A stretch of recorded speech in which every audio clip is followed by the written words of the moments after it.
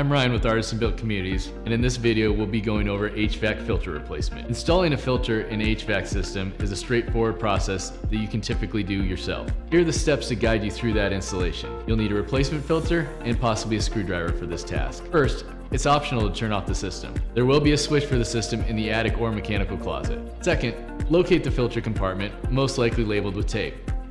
Third, remove the old filter. This may require unscrewing a panel on some models. Make sure to note which way the airflow is indicated on the existing filter. Fourth, install the new filter with the airflow going in the correct direction. Last, replace the panel or cover plate onto the filter compartment and turn the system back on. Thanks for watching one of our Home Smart videos, and look for more tips and ways to maintain your home in the future.